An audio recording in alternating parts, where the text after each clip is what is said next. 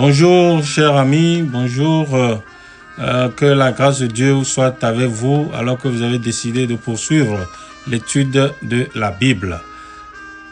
Aujourd'hui, dans notre série d'études bibliques, La vérité qui sauve, nous allons poursuivre avec la première partie du titre « Nous pouvons croire en la Bible ». Les célèbres mutins qui firent sombrer le bateau anglais Ponty et finirent par s'établir avec leurs femmes indigènes sur l'île déserte de Pitcairn au sud du Pacifique. Le groupe était composé de 9 marins anglais, 6 Tahitiens, 10 Tahitiennes et une jeune fille de 15 ans.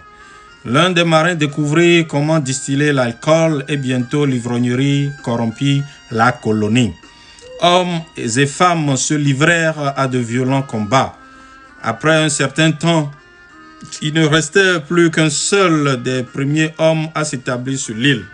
Mais celui-ci, nommé Alexander Smith, découvrit une Bible dans l'un des coffres du bateau.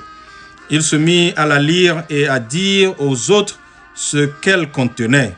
Ce faisant, sa propre vie fut transformée et bientôt toute l'île changea pour le mieux. Les insulaires étaient complètement isolés du monde extérieur jusqu'à l'arrivée du navire américain Topaz en 1808. Son équipage vit que l'île était une communauté florissante et prospère, sans whisky, ni prison, ni criminalité. Grâce à la Bible, l'île qui était comme un enfer devint un exemple de l'idéal de Dieu pour le monde et elle n'a pas changé depuis. Dieu parle-t-il encore aux gens à travers les pages de la Bible? Voici ce que déclare un prisonnier étudiant de la Bible. Je suis en prison condamné à mort pour un crime. Avant de prendre ce cours de Bible, j'étais perdu, mais maintenant j'ai une raison de vivre et j'ai trouvé la paix. La Bible a le pouvoir de transformer la vie. Quand les gens commencent à l'étudier à fond, leur vie change de façon radicale. Dieu nous parle à travers la Bible? Oui. Après avoir créé Adam et Ève, le premier homme et la première femme, Dieu leur parla face à face. Mais que fit le couple quand Dieu leur rendit visite après le péché? Dans Genèse 3, verset 8, nous répondons à cette question. Alors, ils entendirent la voix de l'Éternel Dieu qui parcourait le jardin avec la brise du soir. L'homme et la femme allèrent se cacher devant l'Éternel Dieu parmi les arbres du jardin. Le péché mit fin à la communication face à face avec Dieu. Après l'entrée du péché dans le monde, comment Dieu communique-t-il avec nous? L'Éternel Dieu ne fait rien sans révéler ses secrets à ses serviteurs, les prophètes. Nous écrit dans la Bible, Amos 3, verset 7. Dieu ne nous laisse pas dans l'ignorance au sujet de la vie et de son sens. À travers les prophètes, c'est-à-dire les gens que Dieu appelle à parler et à écrire pour lui, il a révélé ses secrets au sujet des grandes questions de la vie. Qui a écrit la Bible? De leur vivant, les prophètes ont transmis les messages de Dieu par leurs discours et leurs écrits, et ces derniers leur ont survécu. Ces messages prophétiques furent compilés sous les directives divines dans le livre que nous appelons la Bible. Peut-on se fier à leurs écrits? Oui. Dans 2 Pierre, chapitre 1, les versets 20 et 21, il est écrit « Aucune prophétie de l'Écriture ne peut être un objet d'interprétation particulière, car ce n'est pas par une volonté d'homme qu'une prophétie a jamais été apportée, mais c'est poussé par le Saint-Esprit que les hommes ont parlé de la part de Dieu. » Les écrivains de la Bible n'ont pas écrit de leur propre chef. Ils n'ont fait que suivre le Saint-Esprit de Dieu. Alors, la Bible est le livre de Dieu lui-même. Dans la Bible, Dieu nous parle de lui et révèle ses plans pour la race humaine.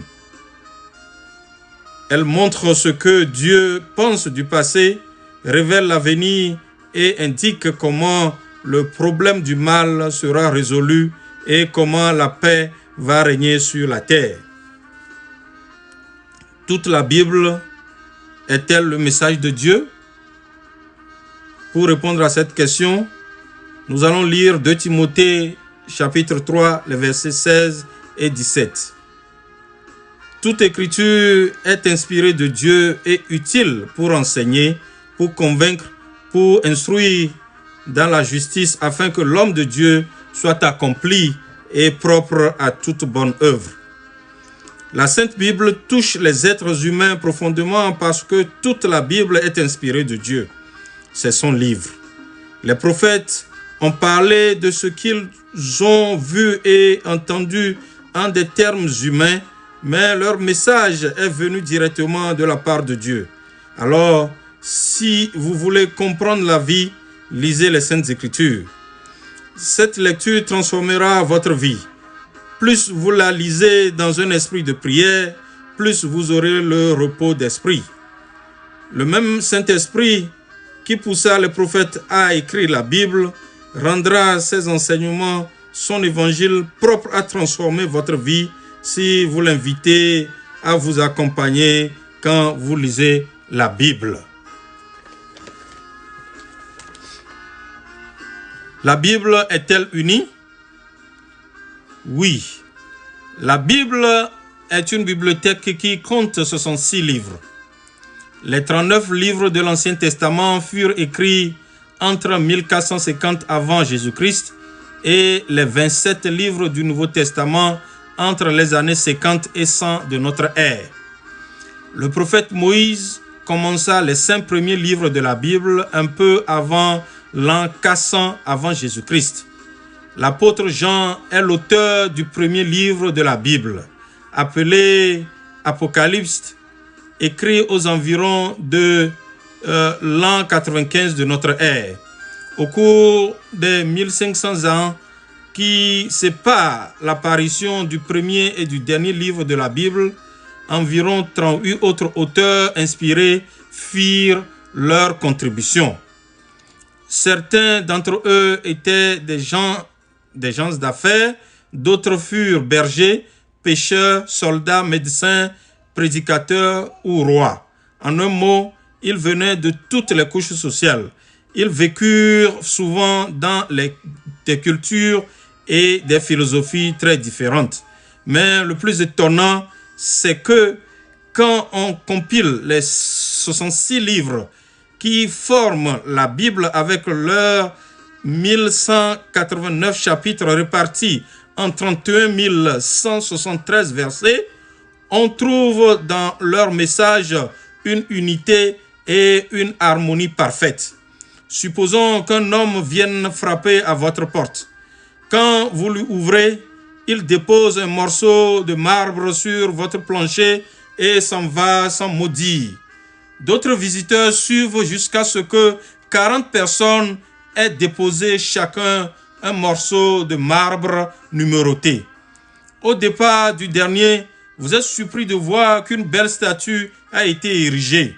Vous apprenez par la suite que la plupart des sculpteurs ne se sont jamais rencontrés car ils venaient de l'Amérique du Sud, de la Chine, de la Russie, de l'Afrique ou d'autres parties du monde. Que direz-vous? Que quelqu'un avait fait le plan de la statue et avait envoyé à chacun d'eux des instructions précises sur son morceau de marbre? La Bible entière transmet un message cohérent, tout comme une statue de marbre parfaite. Un cerveau, celui de Dieu, a tout planifié. L'unité remarquable de la Bible prouve que bien que des humains aient écrit les pensées, ils furent inspirés de Dieu. Bien-aimé, je souhaite que tu sois inspiré par l'Esprit Saint de Dieu et que tu comprennes que nous pouvons croire en la Bible. Nous allons poursuivre la deuxième partie et plus tard, mais pour l'heure, que l'Éternel te bénisse et qu'il te donne la sagesse de comprendre que la Bible est importante dans ta vie et que tu as besoin de l'étudier pour ton salut. À bientôt.